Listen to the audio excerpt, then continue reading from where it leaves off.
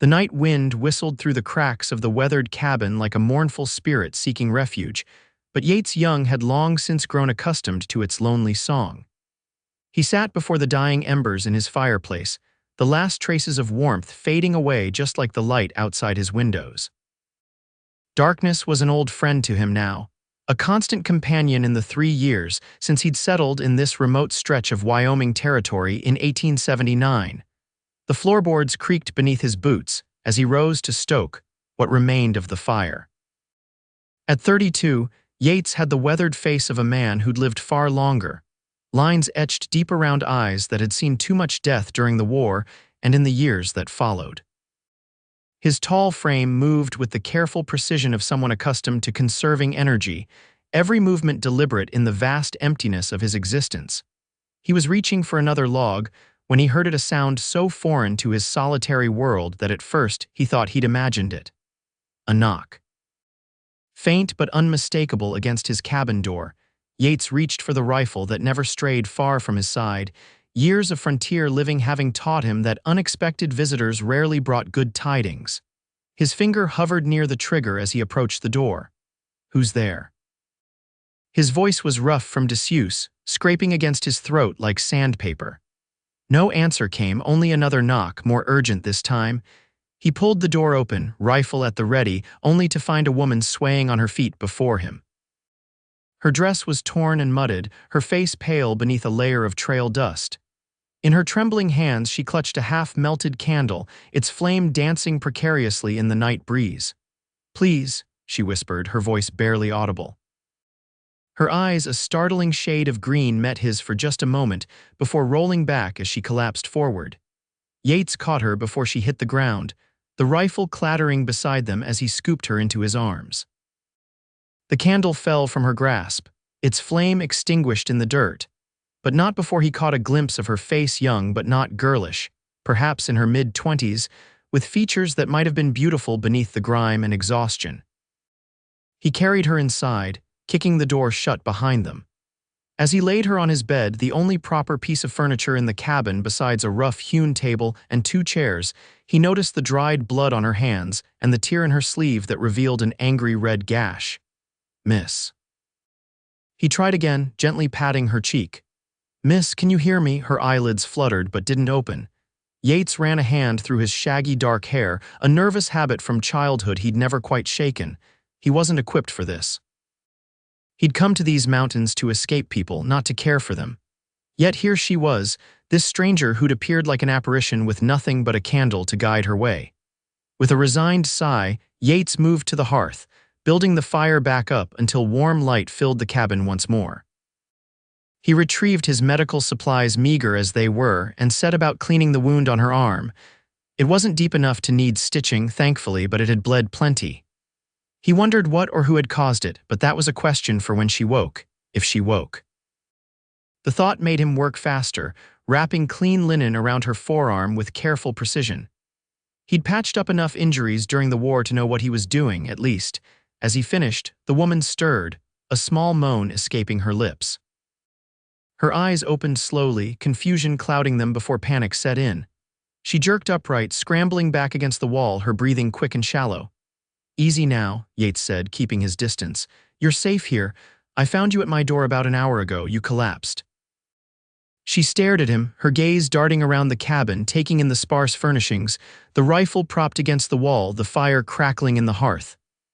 "Where am I?" she finally asked, her voice stronger than it had been at the door but still wavering. "My cabin." "About 15 miles east of Rawlins." He kept his tone even, non-threatening. "I'm Yates Young." She swallowed hard, one hand unconsciously moving to touch the bandage on her arm. Zara Reynolds. "You're hurt, Miss Reynolds. Mind telling me what happened?" Her eyes welled with tears that she stubbornly blinked away. "I was traveling with a wagon train. We were attacked 2 days ago by bandits. I ran. I've been running ever since." A bitter laugh escaped her. "I don't even know which direction I came from anymore. I just saw your light through the trees and hoped." She trailed off, but Yates understood. In the wilderness, a light in the darkness was as good as salvation. "When's the last time you ate?" he asked, already moving toward his small pantry. "Yesterday morning, I had some jerky in my pocket." Yates nodded, pulling out a tin of beans and some dried venison. It wasn't much, but it would have to do. As he prepared a simple meal, he could feel her eyes on him, assessing, perhaps wondering if she jumped from the frying pan into the fire. "I won't hurt you," he said without turning around.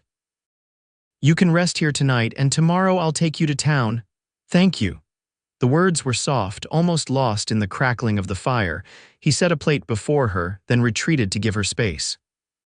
He watched as she ate slowly at first, then with increasing hunger, and he wondered how long it had really been since her last proper meal. "The bandits," he said when she'd finished, "did they follow you?" Fear flashed across her face. "I don't think so. There was so much confusion." "They were more interested in the supplies than the people, at least at first," her voice caught. "But then they started. Some of the men tried to fight back. There was shooting. I saw Mr. Peterson fall, and Mrs. Miller, she was only 19. Yates nodded grimly. The frontier was unforgiving, and bandits grew bolder the further one got from civilization. He'd heard rumors of attacks on wagon trains in recent months, but had paid them little mind. His isolation had made such concerns seem distant, unimportant. "You did right to run," he said. "Fighting would have just got you killed." "Is that what you do?" she asked suddenly. "Run," the question caught him off guard. "What makes you say that?" Zara gestured around the cabin. "A man doesn't live this far from everything unless he's running from something." Yates didn't answer right away. He stoked the fire, watching the sparks rise up the chimney. "Maybe I just prefer my own company. Nobody prefers to be completely alone." "You'd be surprised," he muttered. Then, changing the subject, "You should get some rest. The bed's yours tonight." "I'll take the floor."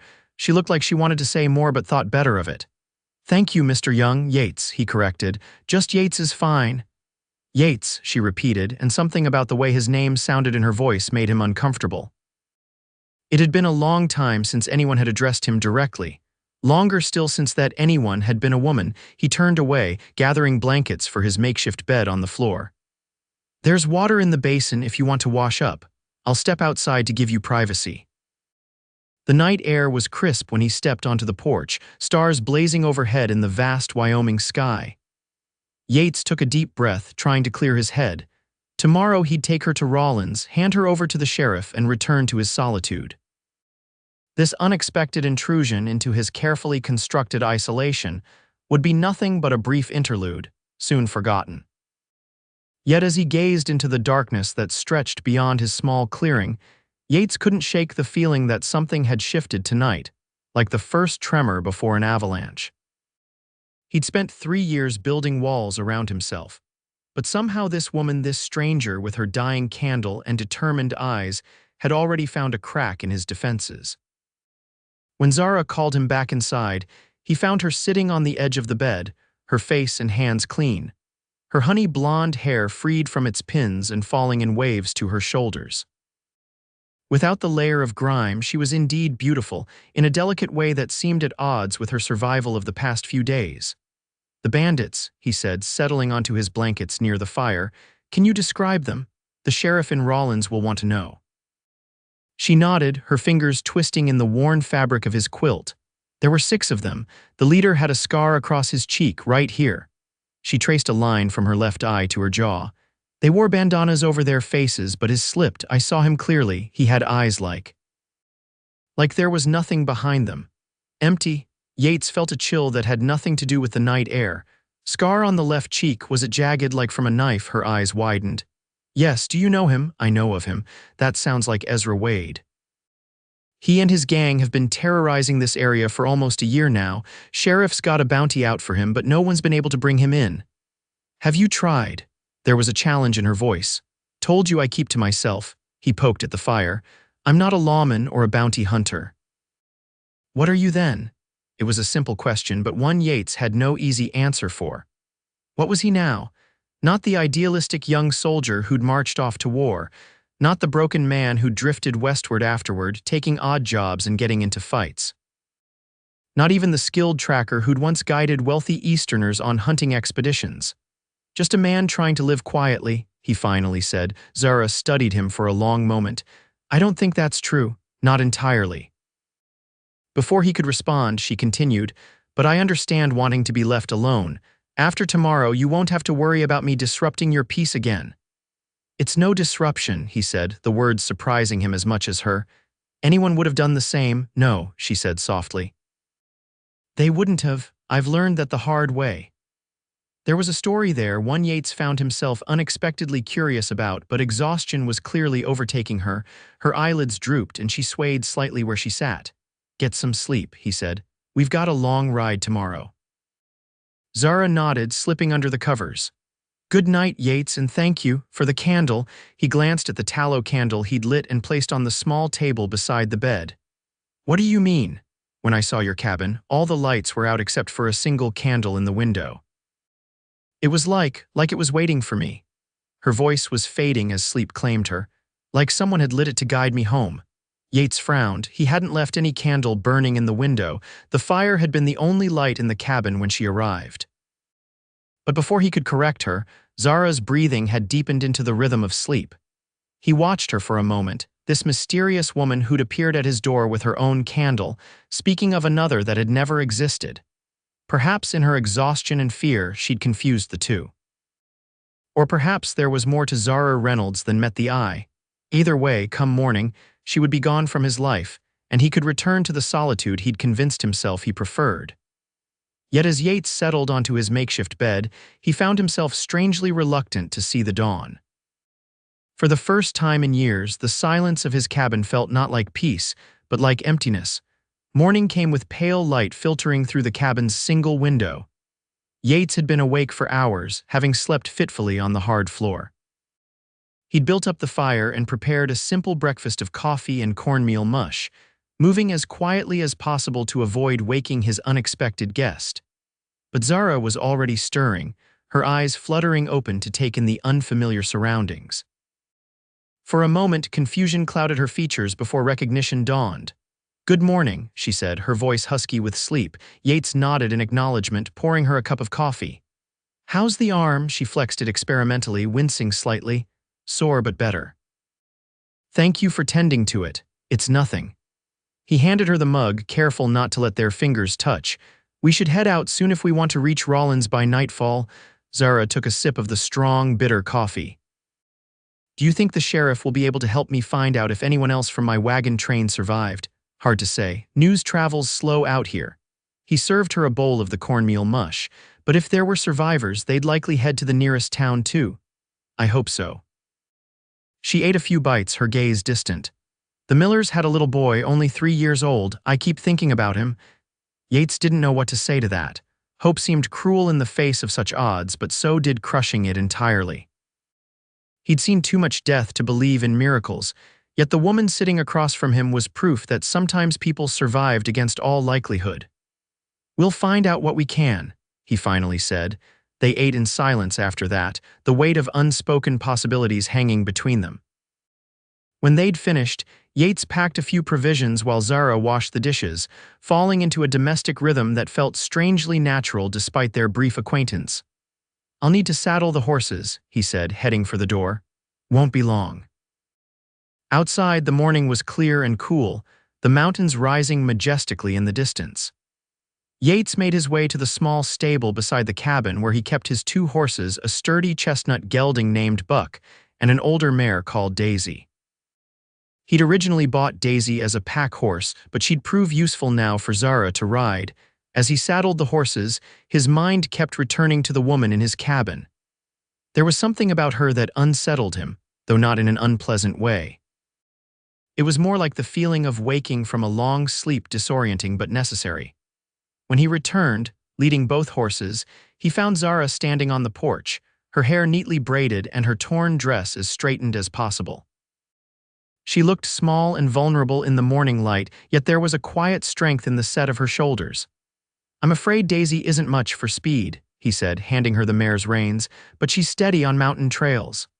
"She's beautiful," Zara said, stroking the horse's nose gently.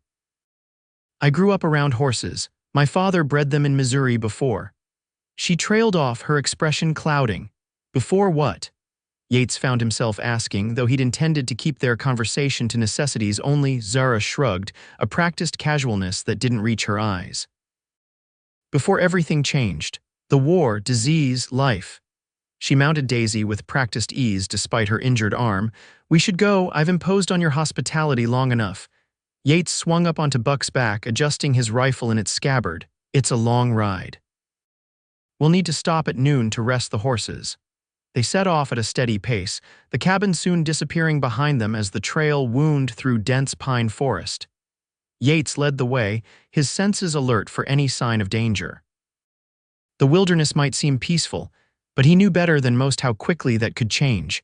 For the first hour, they rode in silence, the only sounds the creaking of saddle leather and the steady clip-clop of hooves on the hard, packed earth. But as the sun climbed higher and the forest began to thin, giving way to rolling meadows dotted with wildflowers, Zara urged Daisy forward until she was riding alongside him. "Have you always lived alone?" she asked. Yates kept his eyes on the trail. "No."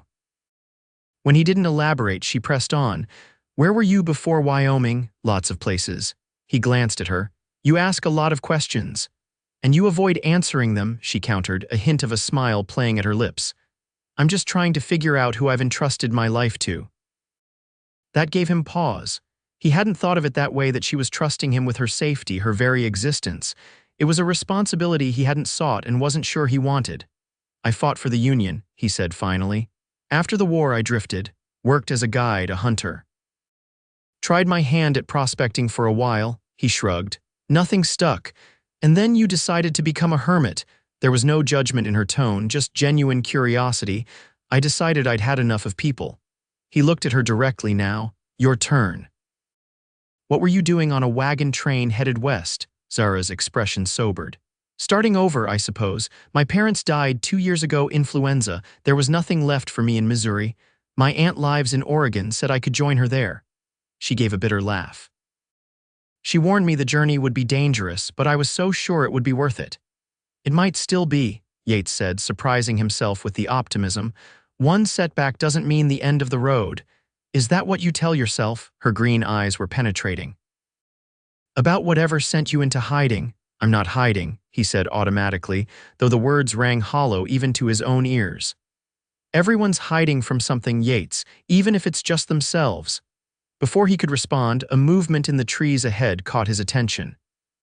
He raised a hand, signaling for silence, and reined Buck to a halt. Zara followed suit, her body tensing. "What is it?" she whispered. Yates' hand moved to his rifle. "Not sure, could be nothing." But his instincts, honed by years in the wilderness, told him otherwise. They remained motionless for a long moment, the only sound the soft nickering of the horses and the distant call of a hawk. Then, just as Yates was beginning to think he'd been overly cautious, a twig snapped to their right. In one fluid motion, he drew his rifle and aimed it toward the sound. "Show yourself," he called. There was a moment of tense silence, then the underbrush parted to reveal a man, tall, thin, with a week's growth of beard and clothes that had seen better days. His hands were raised, but Yates didn't miss the revolver holstered at his hip. "Easy there, friend," the stranger said. "I mean no harm." "Who are you?" Yates demanded, not lowering his rifle. "Name's Daniel Cooper. I'm just passing through, same as yourselves." The man's eyes darted to Zara, lingering a moment too long. "Heading to Rawlins." "Alone?" Yates asked, his suspicion evident. Cooper nodded. "My horse threw a shoe about a mile back. Been walking since dawn." It was a plausible story, but something about the man set Yates on edge. Perhaps it was the way his gaze kept returning to Zara, or the fact that he'd been moving so quietly through the forest until that final misstep.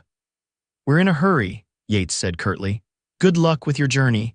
He made to move past, but Cooper stepped into their path. "Now that's not very neighborly. A man could die out here alone on foot. Surely you could spare some water, maybe a bit of food." His hand drifted closer to his revolver. "Or perhaps the lady might be willing to let me ride double with her for a spell." Zara stiffened, and Yates felt a surge of protective anger. "Step aside," he said, his voice dangerously quiet. Now, Cooper's friendly demeanor slipped, revealing something harder beneath. "And if I don't?" The standoff stretched for several heartbeats, tension crackling between them like lightning. Then, with deliberate slowness, Cooper stepped back. "No need for trouble," he said, though his eyes told a different story. "I'll find my own way." Yates nodded curtly, keeping his rifle trained on the man as they rode past. He didn't relax his vigilance until they were well beyond sight of the stranger, the trail bending around a rocky outcropping. "You think he was one of them, don't you?" Zara asked quietly. "One of the bandits." "Can't be sure," Yates admitted. "But he was lying about something. No horse tracks where he came from, and his boots were too clean for someone who'd been walking since dawn." He glanced back the way they'd come. "We need to pick up the pace if he's not alone." They urged their horses to a faster trot, the peaceful scenery now seeming full of potential threats. Yates kept them off the main trail, taking smaller game paths that would be harder to follow.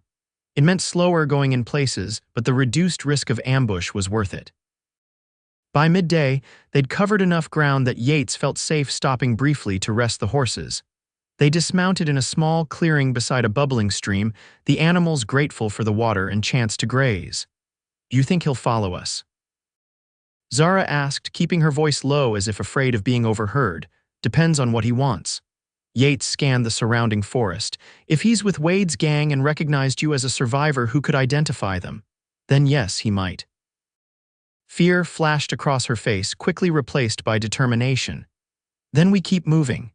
Yates nodded, admiring her resilience despite himself. Many would have broken down after what she'd been through, but Zara Reynolds seemed made of sterner stuff. They ate a quick meal of jerky and hardtack, washing it down with water from the stream. As they prepared to mount up again, Zara suddenly reached out, her fingers brushing his arm. "Thank you," she said softly, "for not leaving me behind." The touch, though fleeting, sent an unexpected warmth through him. "I wouldn't do that, I know." Her eyes held his for a moment longer than necessary. "That's what I'm thanking you for." Something shifted between them in that moment, a subtle change in the air like the first hint of spring after a long winter. Yates didn't know what to make of it, so he did what he always did with emotions he couldn't process. He turned away. "We should go," he said gruffly, mounting Buck with perhaps more haste than necessary. They rode in silence for the next several hours, the terrain gradually changing as they descended from the foothills toward the more open country surrounding Rawlins. The town wasn't large by Eastern standards, but it represented civilization, law and order, relative safety. And for Yates, a reminder of everything he'd sought to escape.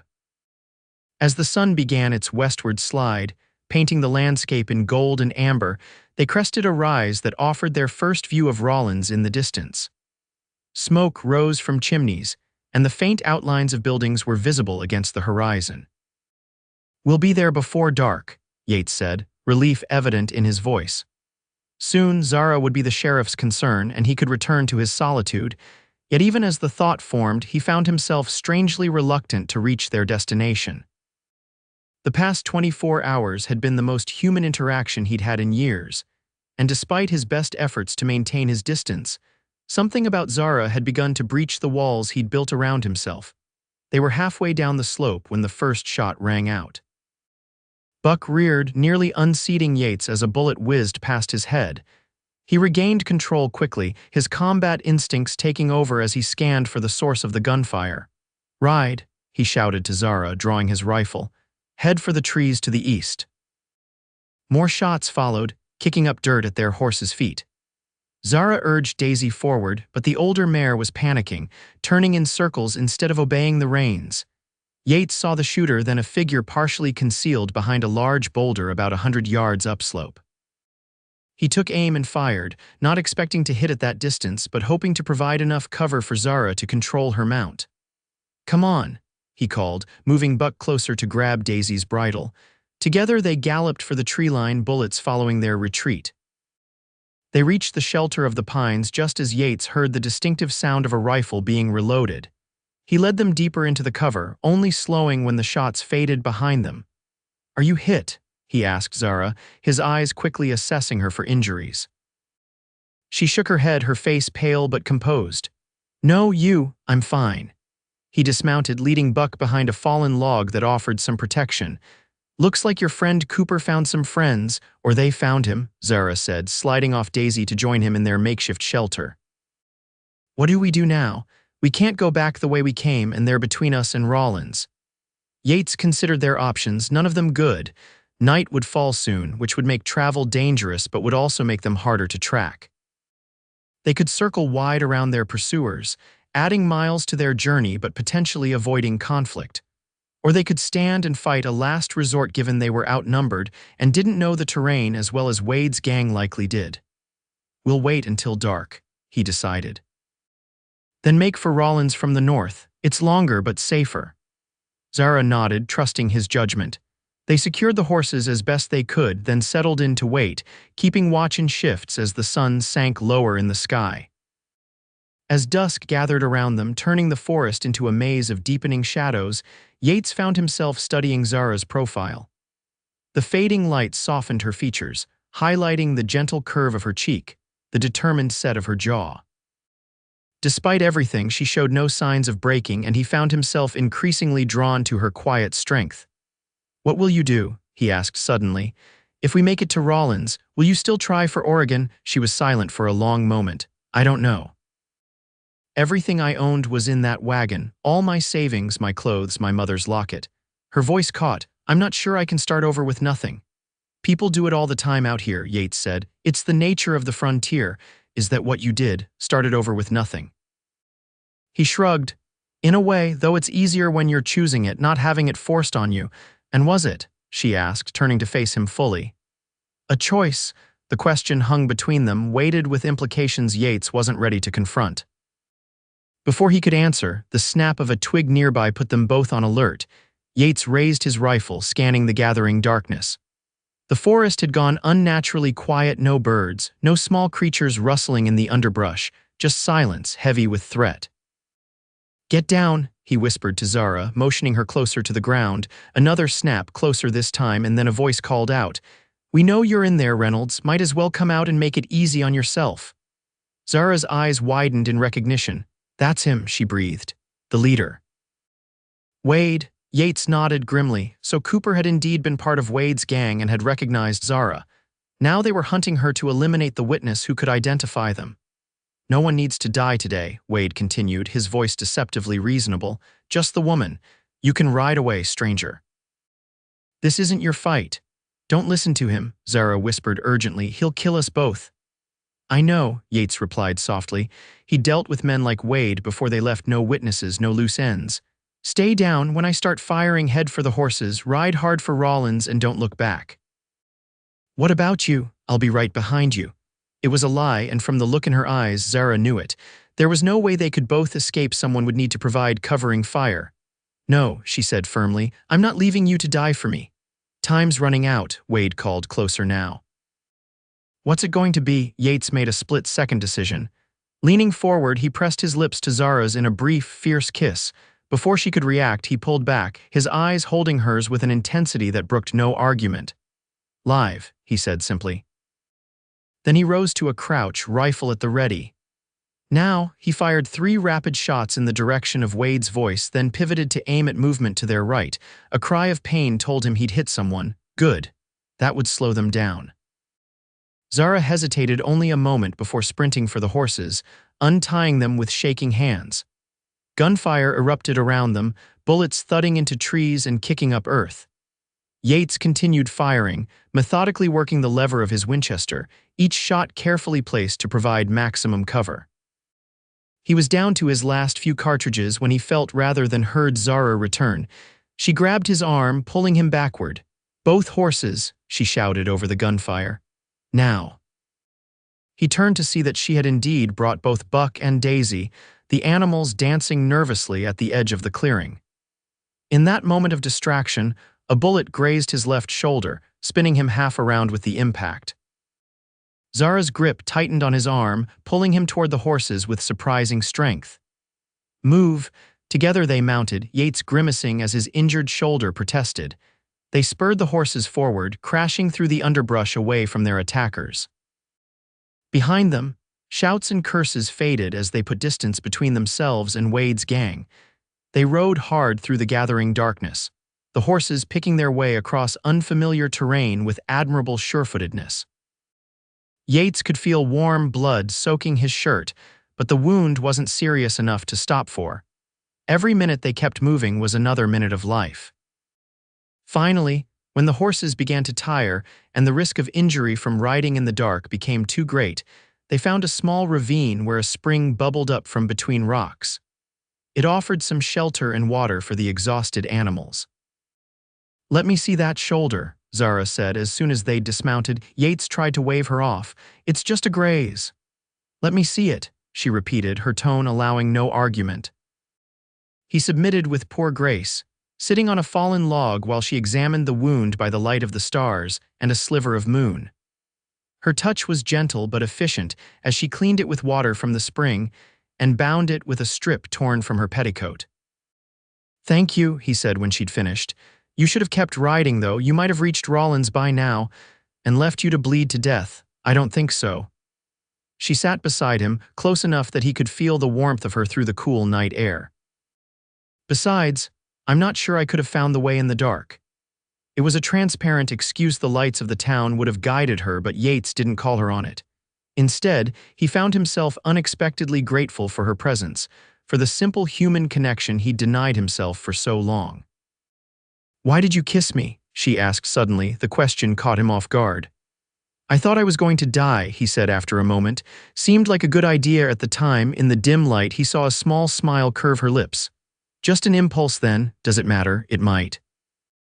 Her voice was soft, thoughtful. "Depends on whether you're planning to make a habit of it." Despite everything, the danger, the pain, the uncertainty of their situation, Yates felt something long dormant stir within him.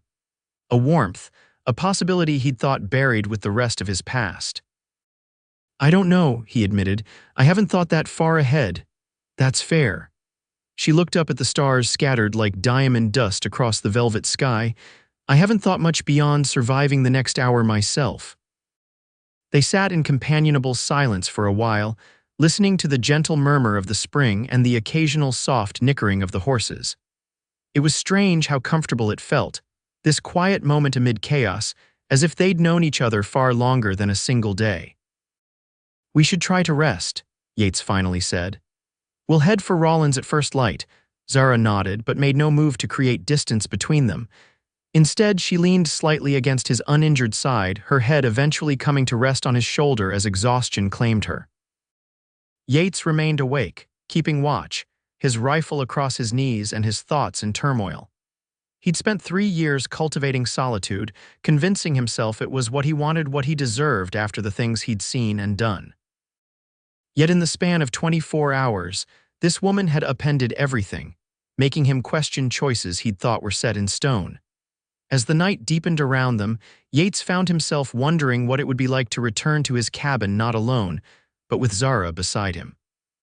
To share not just meals and conversation, but a life.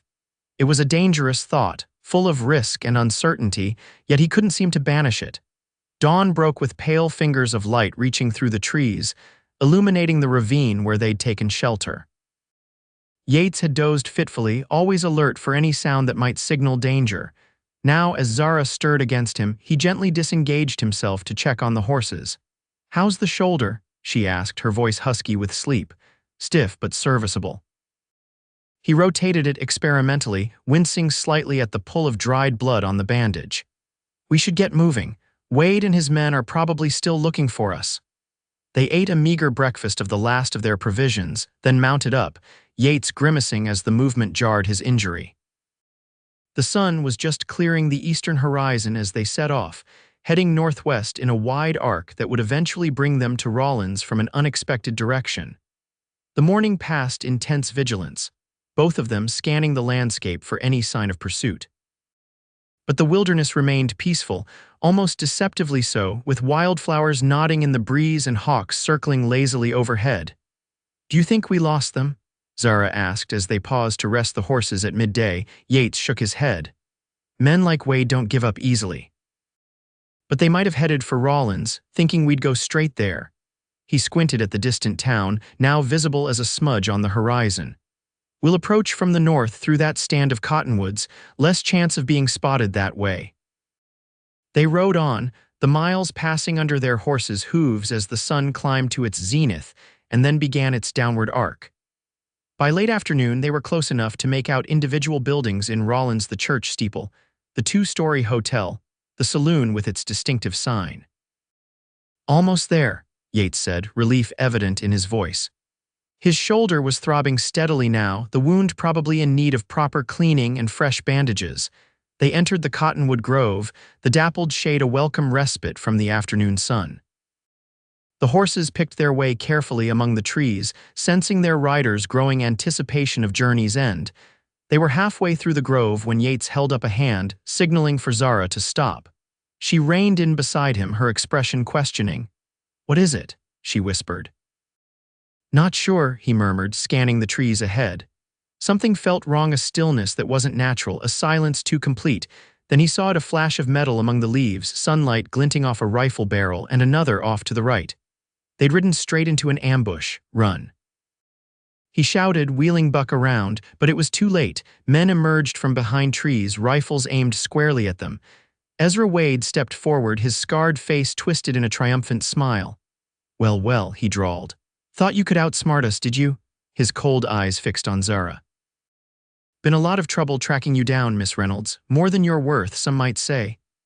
Yates counted quickly 5 men, including Wade, all armed, all positioned to cut off any escape. The odds weren't good.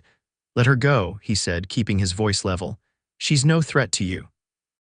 "She hasn't even reached town to report what happened," Wade laughed, an ugly sound devoid of humor. "And I'm supposed to take your word on that? No, I think we'll just tie up this loose end nice and neat." His hand moved to his revolver. "Nothing personal, you understand, just business." Yates tensed, ready to make a final, desperate move, knowing it would likely end with both of them dead, but unwilling to go down without a fight. Beside him, he felt rather than saw Zara straighten in her saddle, facing her would-be executioners with quiet dignity. The sharp report of a rifle shot split the air, but it didn't come from Wade or his men. One of the bandits cried out, clutching his chest as he fell. Another shot, and a second man dropped. Confusion erupted among Wade's remaining men, all of them turning to face this new threat. From the trees behind them came more gunfire and the pounding of hooves as riders burst into the clearing. "Drop your weapons," a commanding voice shouted. "Sheriff's posse, you're surrounded." Wade hesitated only a moment before raising his gun, aiming not at the newcomers but at Zara. Yates reacted instinctively, throwing himself sideways out of the saddle to tackle her from her horse just as Wade fired. They hit the ground hard, Yates taking the brunt of the impact as pain exploded in his injured shoulder. More shots rang out, the air filled with the acrid smell of gunpowder and the shouts of men. When the chaos finally subsided, Yates raised his head to see Wade and one of his men lying motionless on the ground, while the third survivor was being disarmed and restrained by men wearing deputies' badges. "You folks all right?" A grizzled man with a sheriff's star pinned to his vest approached, concern etched on his weathered face. Yates nodded, helping Zara to her feet. "Thanks to your timely arrival. Got word a couple hours ago that Wade's gang might be setting up an ambush here," the sheriff explained. "Been tracking them for months. Didn't expect to find civilians in the middle of it, though." "I'm Zara Reynolds," Zara said, brushing dirt from her skirts. "My wagon train was attacked by these men 2 days ago. I was the only one who got away." Recognition dawned in the sheriff's eyes. "The Morrison wagon train, we heard about that yesterday from a group of survivors who made it to town. They said everyone else was dead." Hope blazed across Zara's face. "Survivors who?" The sheriff scratched his beard. "Don't rightly recall all the names, couple of families, some single men. A woman with a young boy, Millers, I think they were called. The Millers made it." Tears welled in Zara's eyes. "David and little Thomas are alive. Far as I know, they're staying at the hotel in town." The sheriff gestured to one of his deputies. "Jim, escort these folks to Rollins. Get the doc to look at that shoulder." He nodded to Yates. "The rest of us will clean up here and bring in the prisoner." The ride into Rollins passed in a blur for Yates, his shoulder throbbing with every step Buck took. Beside him, Zara was silent, her expression a mix of relief and lingering shock.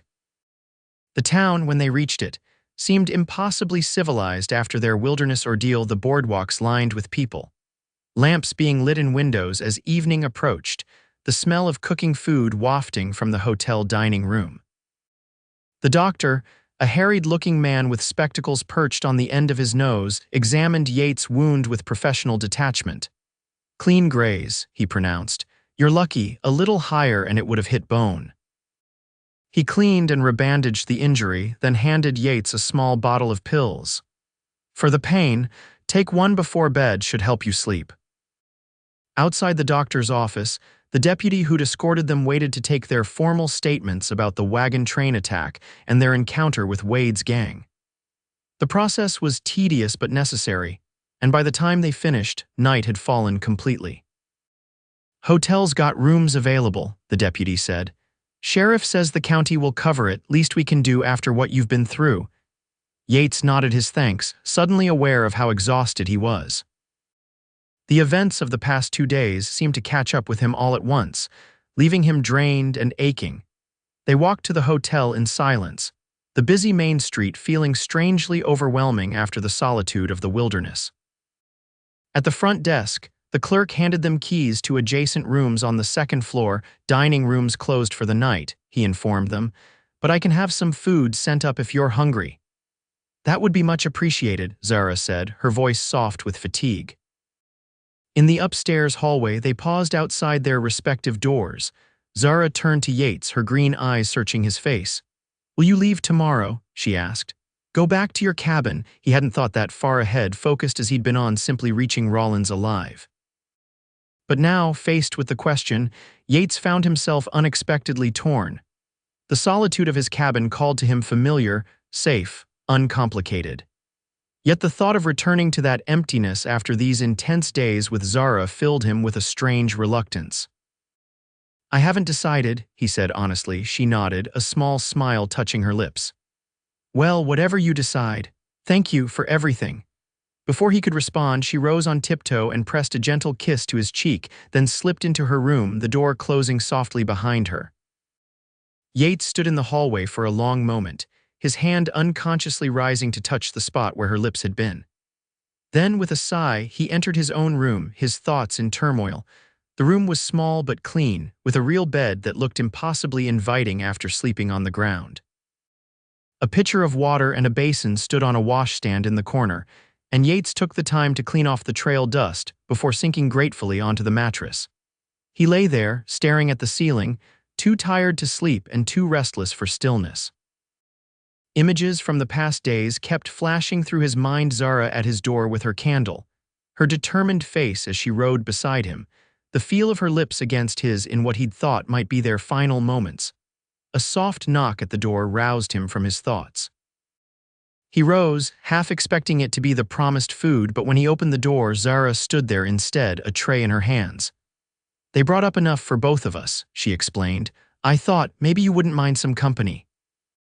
He stepped back to let her in, suddenly acutely aware of the intimacy of the situation, the two of them alone in a hotel room, night fallen outside the windows. But there was nothing suggestive in Zara's manner as she set the tray on the small table by the window, just a companionable ease that somehow made the moment feel natural rather than charged. They ate in comfortable silence, the simple meal of bread, cheese, and cold meat tasting like a feast after their meager trail rations. Yates found his gaze returning again and again to Zara's face, to the delicate curve of her neck, the way the lamplight caught in her hair. "I saw the Millers," she said eventually. "While you were with the doctor, they're staying just down the hall." A smile lit her face. "Little Thomas didn't even seem traumatized. Children are so resilient." "And the mother, David's wife," Zara's smile faded. "She didn't make it." "David said she was hit in the first volley of shots." She pushed her plate away, her appetite apparently gone. "He's taking Thomas to his grandparents in Sacramento." Yates nodded, understanding the weight of loss that hung over the survivors, the stories of tragedy that would be carried forward into new beginnings. It was the way of the frontier, brutal at times, yet offering the possibility of renewal. "What about you?" he asked. "Will you still go to Oregon?" Zara sighed, gazing out the window at the lamplit street below. "I don't know, my aunt is expecting me, but..." She trailed off, then turned to face him directly. "Actually, there's something I've been meaning to tell you about the candle. The one you were carrying when you found my cabin." "Yes," she hesitated, as if choosing her words carefully.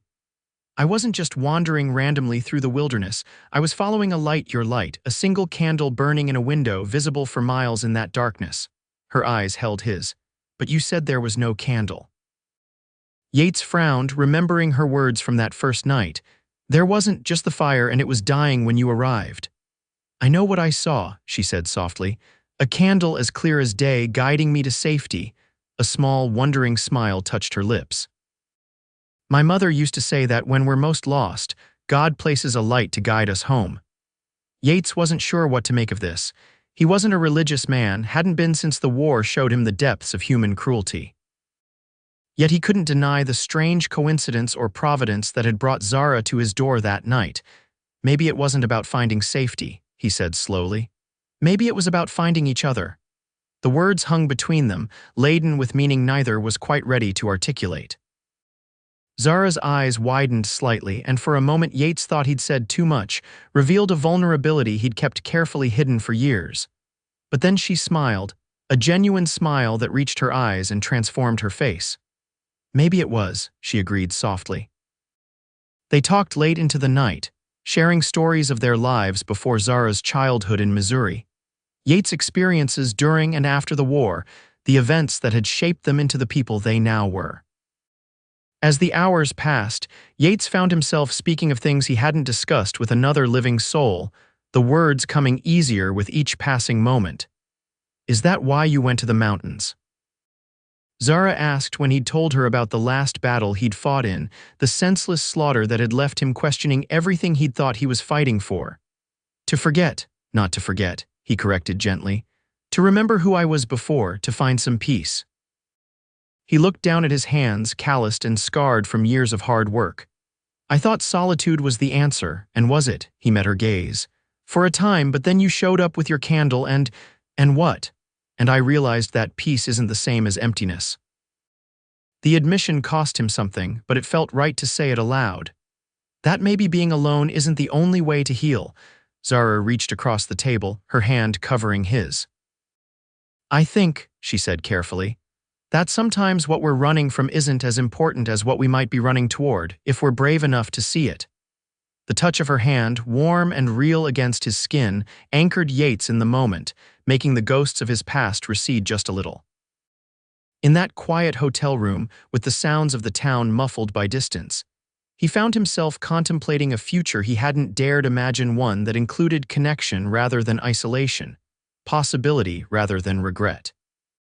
It's late, Zara said eventually, withdrawing her hand with what seemed like reluctance. I should let you rest. She rose, gathering the empty dishes back onto the tray. At the door, she paused, looking back at him with an expression he couldn't quite decipher.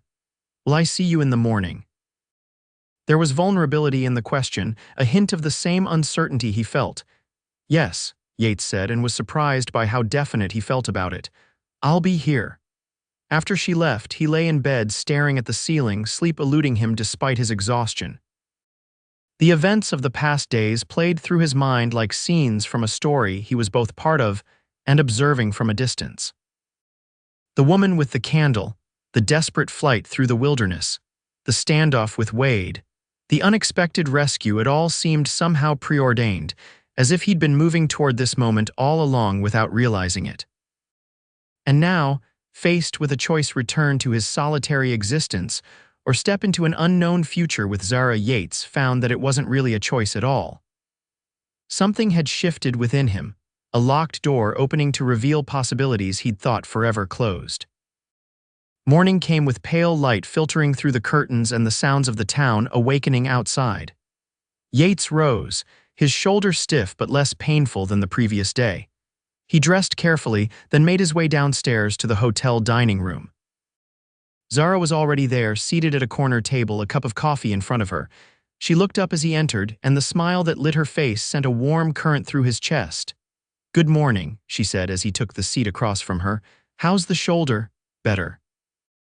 He signaled to a waitress for coffee. Did you sleep well? Surprisingly, yes. She studied him over the rim of her cup. And you look different this morning. Do I? He raised an eyebrow. More, present somehow. She set her cup down. Have you decided? About going back to your cabin, the waitress arrived with his coffee, postponing his answer. When she'd gone, Yates took a careful sip of the hot, bitter liquid, gathering his thoughts. I'm going back, he said finally, watching Zara's face fall slightly before adding, but not to stay. There are things I need to collect, arrangements to make for the livestock. Hope flickered in her eyes. And then, Yates took a deep breath. What he was about to propose was madness by any rational standard. They'd known each other barely 3 days, had spent most of that time in mortal danger, and came from entirely different worlds. Yet he'd never felt more certain of anything in his life. And then, he said slowly, I thought I might head west, to Oregon, perhaps. Understanding dawned in her expression, followed by a joy so pure it took his breath away. It's quite a journey, she said, her voice carefully neutral despite the emotion in her eyes. Dangerous for a solitary traveler. I was hoping not to travel alone. He reached across the table, taking her hand in his. Zara, I know this is sudden and probably seems crazy, yes, she interrupted, turning her hand to twine her fingers with his. He blinked, momentarily thrown off track. Yes, it's crazy. Yes, I'll go with you. Her smile was radiant now, transforming her face. Yes, I want to see where this path leads us. Yes to all of it. Yates felt something expand in his chest, a lightness he hadn't experienced in years. You don't even know what I was going to ask, he pointed out, though he couldn't keep the smile from his own face. I know enough, she said simply. I know that when I was lost in the darkness, something led me to your door. I know that you took in a stranger when many would have turned me away. I know that you were willing to die to protect me. Her grip on his hand tightened. And I know that I've never felt with anyone else what I feel when I'm with you. The dining room around them faded away as Yates looked into Zara's eyes, seeing there a reflection of his own newfound hope. It was too soon for declarations of love, perhaps, but what existed between them was real and worth exploring, a connection forged in crisis, but built on something deeper and more enduring. It won't be easy, he warned. I'm not an easy man to live with. I've been alone a long time. And I'm stubborn and sometimes too impulsive, she countered. We'll learn together. It was as simple and as complicated as that, a choice to step into the unknown together, to face whatever came with the strength they'd found in each other. They left Rawlins 3 days later, after Yates' shoulder had healed enough for travel, and they'd purchased supplies for the journey ahead.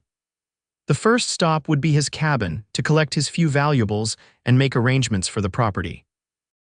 Then they would join a wagon train heading west, following the path Zara had originally set out on, but this time not alone. The wilderness stretched before them, vast and challenging, but no longer seemed a place of empty solitude to Yates. Instead, it was the backdrop for a new beginning, a journey of both distance and heart. As they rode side by side, Yates glanced at the woman beside him, the woman who had appeared at his door with a candle and changed everything. In the golden light of afternoon, with the wind in her honey blonde hair and determination in her green eyes, she looked like hope personified. And for the first time in more years than he could count, Yates Young allowed himself to believe in that hope, to embrace the future it promised. They reached his cabin as the sun was setting, casting long shadows across the small clearing. It looked different to Yates now, smaller somehow, the isolation that had once seemed protective now feeling merely remote. Yet it had been his sanctuary for 3 years, and he felt a surprising pang of nostalgia as they dismounted in the yard. So this is home, Zara said, taking in the weathered logs, the small stable, the garden plot where he grew vegetables in the summer months. It was, he replied, leading her to the door. For a time.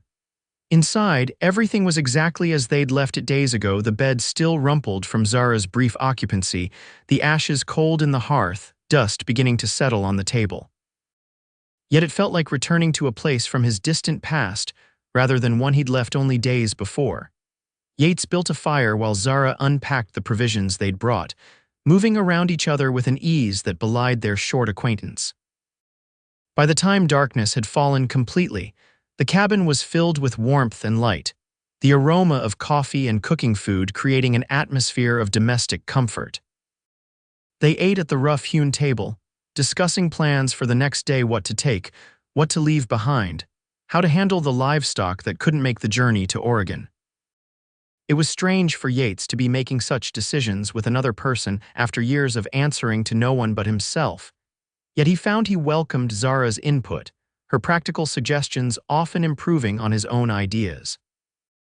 After the meal, as they sat before the fire drinking the last of the coffee, Zara suddenly rose and crossed to her saddlebags, retrieving something small that she held concealed in her palm as she returned to sit beside him. "I have something for you," she said, a hint of nervousness in her voice. "I found it in town at the general store." She opened her hand to reveal a small, carefully crafted candle made of pure white beeswax. "The shopkeeper said these burn for hours without smoking or dripping," she explained. "I thought, for our journey. So we'll always have light, even in the darkest places." Yates took the candle, turning it over in his hands, touched beyond words by the simple gift and all it represented. "Thank you," he said softly. "It's perfect." On impulse, he rose and placed the candle on the windowsill, then lit it with a match from the hearth. The flame caught steady and bright, casting its glow out into the night. "There," he said, returning to Zara's side. "Now any lost travelers will find their way here just as you did." She smiled, her eyes reflecting the candlelight. "I wasn't lost," she said softly. "I just didn't know I was looking for you until I found you." The simplicity and truth of her words struck a chord deep within Yates. He reached for her hand, his calloused fingers entwining with hers more naturally now, the gesture becoming familiar. "I think I was waiting for you," he admitted, "even if I didn't know it." Zara's free hand rose to touch his face, her palm warm against his cheek. "And now? Now I don't want to wait anymore." He leaned forward, closing the distance between them, his lips finding hers in a kiss that felt like coming home after a long journey. Unlike their first desperate kiss in the forest, this one was unhurried, a gentle exploration that deepened as Zara's arms wound around his neck and his hands found her waist, drawing her closer. There was no urgency driven by danger now, only the natural progression of feelings that had been building since the moment she appeared at his door. When they finally broke apart, both slightly breathless, Yates rested his forehead against hers, a contentment he'd thought forever beyond his reach spreading through him. "Stay with me tonight," he murmured. "Not because it's practical or safe, but because it's what we both want." In answer, Zara kissed him again, her response requiring no words. Later, as they lay together in the narrow bed, the cabin quiet save for the occasional pop of the fire and their mingled breathing, Yates marveled at the strange twists of fate that had brought them to this moment. If Zara hadn't escaped the bandit attack, if she hadn't seen the light that guided her to his cabin, if he hadn't opened his door that night, any single link broken in that chain of events would have left him still alone, still convinced that solitude was all he deserved or wanted. "What are you thinking?" Zara asked softly, her head pillowed on his uninjured shoulder, her hair spread across his chest like spun gold in the firelight. "That life is stranger than any story," he replied, his fingers tracing idle patterns on her bare arm. "A week ago I couldn't have imagined this. You, us." She propped herself up on one elbow to look at him, her expression tender but serious. "Do you regret it, opening your door that night?" "No," the answer came without hesitation, surprising him with its certainty. "I regret many things in my life, Zara, but not that. Never that." She smiled, satisfied, and settled back against him. "Good, because I plan to walk through many more doors with you, Yates Young, and I expect you to be beside me for all of them." It was a promise and a challenge all at once to remain open to life, to possibility, to love. To continue the journey they'd begun together, wherever it might lead. As sleep claimed them, the candle on the windowsill burned steady and bright, its flame a beacon in the wilderness, a symbol of the light they'd found in each other. Morning came with birdsong and slanting sunlight through the cabin windows. Yates woke first, momentarily disoriented by the unfamiliar weight and warmth of another person beside him. Then memory returned, and with it a sense of rightness that pushed away any lingering doubts. Zara slept peacefully, her face relaxed in repose, one hand curled against his chest. He watched her for a moment, reluctant to disturb her rest after all they'd been through, but eager too for the day to begin their first full day together by choice rather than necessity. As if sensing his gaze, her eyes fluttered open, confusion giving way to recognition, and then a slow, intimate smile that made his heart constrict in his chest. "Good morning," she murmured, her voice husky with sleep. "Morning." He brushed a strand of hair from her face, the simple gesture feeling both new and familiar. "Sleep well, better than I have in years." She stretched cat-like, then settled back against him. "Though I'm not sure it was the bed so much as the company." Yates chuckled, the sound rusty but genuine. Flatterer, merely stating facts. She pressed a kiss to his shoulder, then sat up, pulling the quilt around her against the morning chill. We have a lot to do today if we want to leave tomorrow. The reminder of their plans brought Yates fully awake. There was indeed much to accomplish, sorting through his possessions, deciding what to take and what to leave, preparing the horses for the journey, arranging for the cabin and remaining livestock. It would be a full day's work, but with Zara's help, he was confident they could manage it. They dressed and breakfasted quickly, then set about the tasks at hand. Yates was surprised by how few of his possessions he felt truly attached to: his rifle, of course, and the tools of his trade, a few books, the pocket watch that had been his father's. The rest could be left behind or given to neighbors who might make use of them. Zara worked alongside him, her presence transforming what might have been a melancholy task into something almost joyful, a shedding of the past to make room for the future.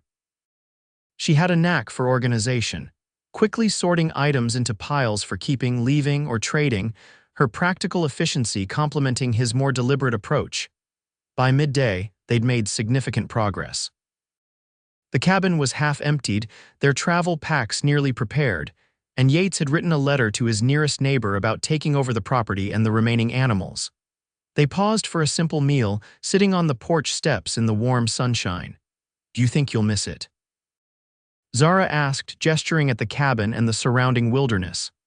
This place, this life, Yates considered the question seriously. Parts of it may be the quiet, the simplicity. He glanced at her. But I've learned there's a difference between solitude and loneliness. I think I've had enough of the latter to last a lifetime, she nodded, understanding in her eyes.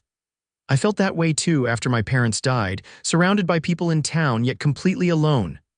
Her hand found his, a touch that was becoming wonderfully habitual. I never expected to find connection again, especially not in the middle of nowhere with a grumpy hermit. Grumpy, he protested, though he couldn't keep the smile from his face. Oh, extremely, she teased. Practically growled at me when I showed up at your door. You were bleeding and half dead. I was concerned, not grumpy, if you say so. Her laughter, light and unforced, echoed in the clearing, and Yates marveled at how quickly she'd brought life and warmth back into his world. They returned to their tasks after the meal, working steadily through the afternoon. As the sun began its descent toward the western horizon, casting long shadows across the clearing, Yates found himself in the small storage shed behind the cabin, sorting through tools and supplies. He was reaching for a lantern on a high shelf when his hand brushed against something unexpected, a small, round object pushed to the back of the shelf. Curious, he pulled it forward, only to find himself holding a candle, dusty but otherwise identical to the one Zara had given him the night before. Yates frowned, turning the candle over in his hands. He had no memory of purchasing it or placing it there. In fact, he was certain he'd never owned a candle of this type before. His lighting had always been utilitarian, functional rather than decorative. Zara, he called, stepping out of the shed. Did you put a candle in the storage shed at some point? She appeared in the cabin doorway, wiping her hands on a cloth. No, why? He held up the candle, watching her eyes widen in recognition. Found this on the back of a shelf. Looks exactly like the one you gave me yesterday. Zara approached slowly, taking the candle from him with a wondering expression. It's the same, she confirmed. Pure beeswax's hand dipped. She looked up at him. But how? Yates shook his head, mystified. I have no idea. I've never bought candles like this. They stood in silence for a moment, both contemplating the impossible coincidence, or was it something more? The light that guided me here, Zara said softly. I know what I saw, Yates, a single candle burning in your window. But there was no candle, he reiterated. I told you that. And yet, she held up the dusty candle, its presence undeniable. A shiver that had nothing to do with the cooling evening air ran down Yates' spine. He wasn't a superstitious man, didn't believe in signs or wonders, yet he couldn't explain this, the candle that shouldn't exist, the light Zara had seen that he hadn't lit. Maybe some things aren't meant to be explained, Zara suggested, as if reading his thoughts. Maybe we just accept them as gifts. Yates nodded slowly, taking the candle back from her and examining it once more before slipping it into his pocket. A gift, then, he agreed. Like you. The simple statement brought a flush to Zara's cheeks and a softness to her eyes that made his heart beat faster. She stepped closer, rising on tiptoe to press a kiss to his lips, brief but full of promise. "We should finish before dark," she said, though she made no move to step away from him. "We should," he agreed, his arms circling her waist to draw her closer instead. The remaining tasks could wait, he decided as he bent to kiss her properly. They had time, not just the remaining hours of daylight, but days and weeks and years stretching before them. Time to discover each other, to build a life together, to find their way by the light they created between them. In the end, they worked well into the evening, finishing by lamplight what couldn't be left for morning. The cabin, once so full of shadows and silence, hummed with activity and quiet conversation, transformation occurring not just in the physical space but in Yates himself. They slept deeply that night, exhausted but satisfied with their progress, tangled together in the narrow bed that would soon belong to someone else. And when dawn broke, bringing their final day at the cabin, there was little left to do but pack the horses and say goodbye to the place that had been both refuge and prison for Yates for 3 years. Standing in the yard, the horses loaded and ready, Yates took a final look at the cabin. It seemed smaller now, less significant, just a structure of logs and nails rather than the fortress he'd made it in his mind. "Ready?" Zara asked, already mounted on Daisy, her expression sympathetic but also eager for the journey ahead. Yates nodded, swinging up onto Buck's back with practiced ease. "Ready." As they rode away, he resisted the urge to look back, focusing instead on the trail ahead and the woman beside him. The past was done, only the future mattered now. They reached the stagecoach station at the crossroads by midday, where Yates delivered his letter to the nearest neighbor and inquired about joining the next wagon train west. Good fortune was with them. A group was assembling in Rawlins, planning to depart in 3 days' time for the Oregon Territory. "That gives us time to purchase additional supplies in town," Zara said as they rode away from the station, "and perhaps—" She hesitated, uncharacteristically shy. "Perhaps what?" Yates prompted. "Perhaps find a preacher," she finished, not quite meeting his eyes. "If you were serious about us—" Yates reined Buck to a stop, causing Zara to halt Daisy beside him. "Look at me," he said gently. When she raised her eyes to his, he saw uncertainty there, a vulnerability that touched him deeply.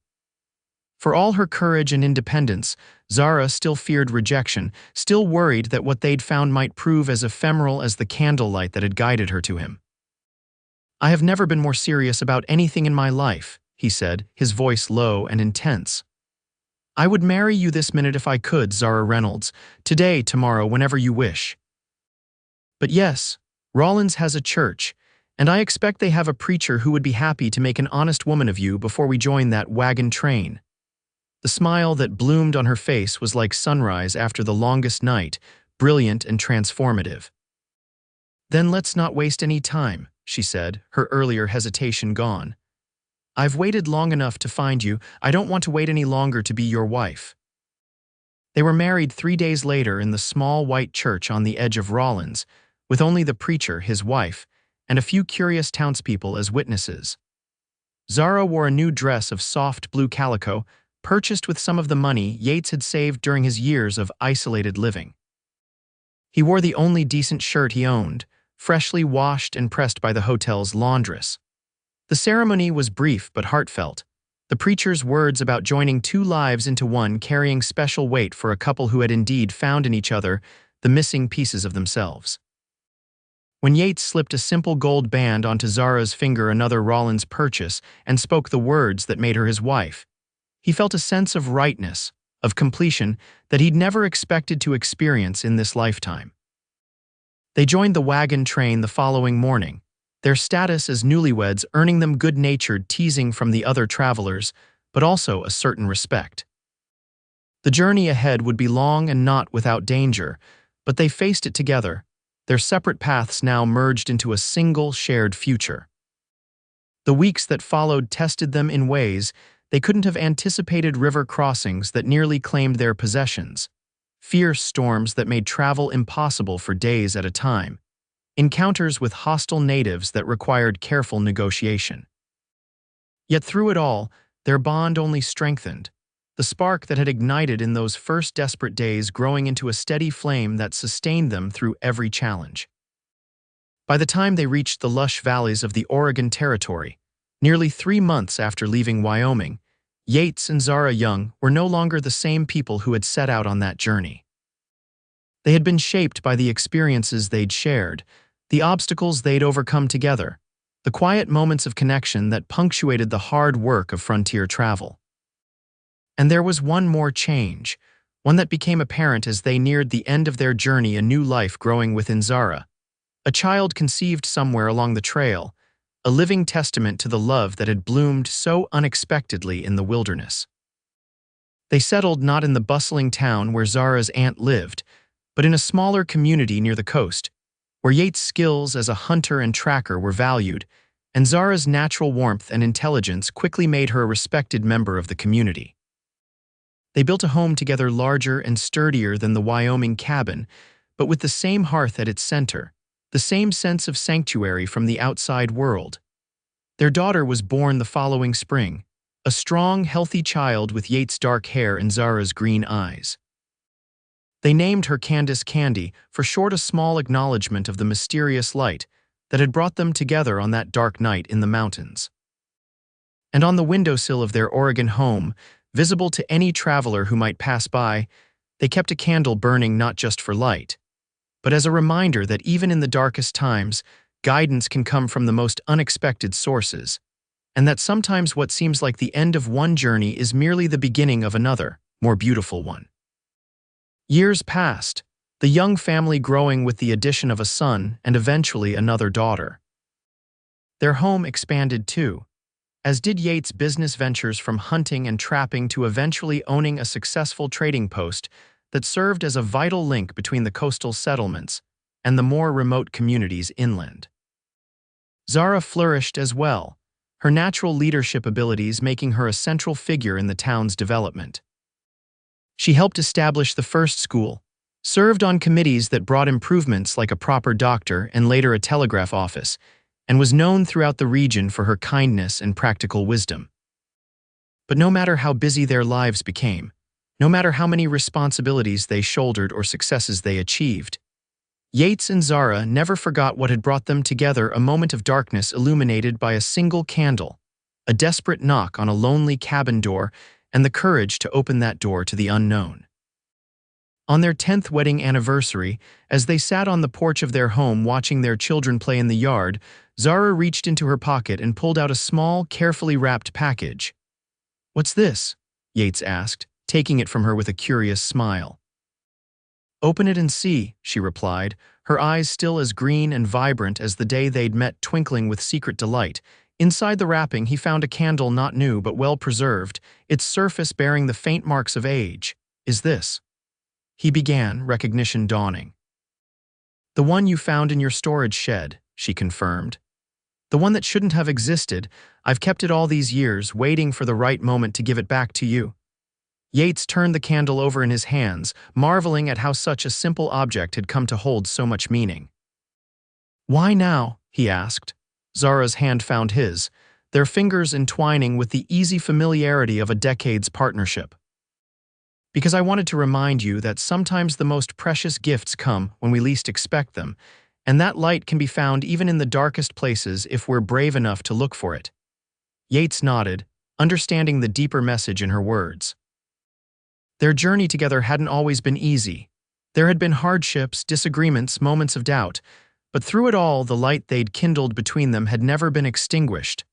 "I think," he said slowly, "that I've been looking for that light my whole life. I just didn't know it until you showed up at my door with your own candle, demanding to be let in." Zara laughed, the sound as musical to him now as it had been the first time he'd heard it. "I wasn't demanding, I was half dead." "You were the most alive person I'd ever met," he countered, leaning over to kiss her softly. "You still are." Their children's laughter echoed across the yard, a joyful counterpoint to the quieter happiness the two of them shared. As the sun set over their Oregon home, painting the sky in shades of gold and crimson, Yates Young looked at the family he'd never expected to have, the life he'd never dared to hope for, and felt a gratitude so profound it defied expression. That night, after the children were asleep, he and Zara lit the candle together and placed it in their window, a beacon for any lost travelers. a symbol of the light they'd found in each other, a reminder that even the longest night eventually gives way to dawn. And as they held each other in the gentle glow of that single flame, both knew with absolute certainty that whatever challenges the future might hold, they would face them together guided by the light they'd created between them, a light no darkness could ever truly extinguish.